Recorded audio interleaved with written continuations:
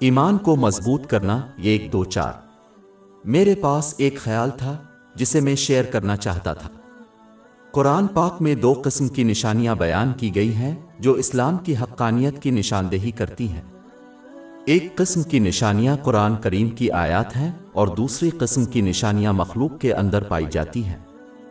ہر شخص سے گزارش ہے کہ وہ ان دونوں قسم کی نشانیوں پر غور کرے تاکہ اپنے لیے اسلام کی سچائی کا اندازہ لگا سکے۔ مثال کے طور پر، جب کوئی کائنات کے اندر ایک سے زیادہ کامل نظاموں پر غور کرتا ہے، جیسے زمین کا سورج سے کامل فاصلہ، سمندروں کی کامل کثافت جو بحری جہازوں کو ان پر چلنے اور سمندری زندگی کو اپنے اندر پنپنے کی اجازت دیتی ہے، پانی کا چکر اور بہت سے، وہ اللہ تعالیٰ کی وحدانیت کا نتیجہ نکالیں گے۔ یہ تمام نشانیاں جب پہچانی جاتی ہیں، اسلام کے مختلف پہلوؤں جیسے اللہ کی وحدانیت، بلندی، قیامت وغیرہ پر کسی کے ایمان کو مضبوط کرتی ہیں۔ اکثر کائنات کے اندر یہ نشانیاں سائنس کے تعاون سے ہوتی ہیں جو ان پر کسی کے یقین کو مزید مضبوط کرتی ہیں۔ اگرچہ اسلام کو سائنس کے ذریعے ثابت کرنے کی ضرورت نہیں ہے، لیکن جب ایسا ہوتا ہے تو کوئی بھی تعریف کر سکتا ہے۔ مثال کے طور پر، سائنسدانوں نے ثابت کیا ہے کہ جب کوئی ستارہ اپنی زندگی کے اختتام کو پہنچتا ہے تو وہ پھیلتا ہے اور سرخ ہو جاتا ہے۔ مزے کی بات یہ ہے کہ قیامت کے دن جو کہ کائنات کا خاتمہ ہے، آسمان کا رنگ سرخی مائل نظر آئے گا جو سورج کا رنگ سرخ ہونے کی صورت میں ہوگا۔ باب 55 الرحمن آیت 37 جب آسمان پھٹ جائے اور سرخی مائل ہو جائے۔ اس کے علاوہ قیامت کے دن سورج کو تخلیق کے 2 میل کے فاصلے پر لایا جائے گا۔ اس کی تصدیق صحیح مسلم نمبر 2866 میں موجود ایک حدیث سے ہوئی ہے۔ سورج کی یہ حرکت اس وقت ہو سکتی ہے جب وہ اپنی عمر کے آخر میں سائز میں پھیل جائے۔ سائنسدانوں نے یہ بھی اندازہ لگایا ہے کہ کائنات مسلسل پھیل رہی ہے۔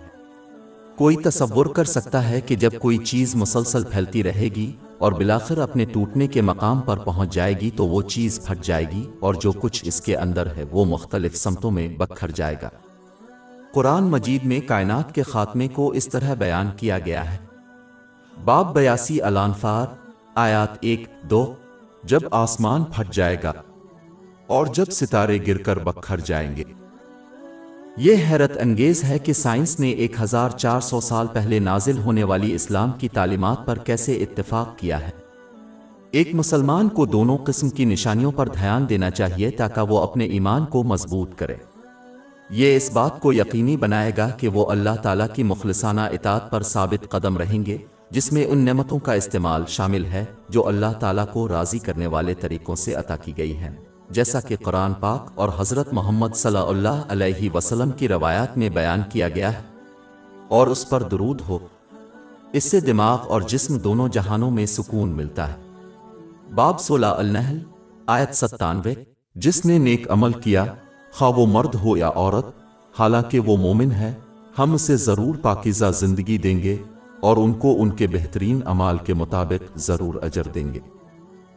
ان نشانیوں کو نظر انداز کرنا ایمان کی کمزوری اور عطا کردہ نعمتوں کا غلط استعمال کرنے کا باعث بنتا ہے۔ باب 12 یوسف آیت 105 آسمانوں اور زمین میں کتنی ہی نشانیاں ہیں جن پر سے وہ گزرتے ہیں اور ان سے غافل ہے، اس سے دونوں جہانوں میں مشکلات پیدا ہوتی ہے۔ باب 20 طٰہٰ آیت 124 اور جو میری یاد سے روگردانی کرے گا، اس کی زندگی تندرستی سے گزرے گی اور ہم سے قیامت کے دن اندھا اٹھائیں گے۔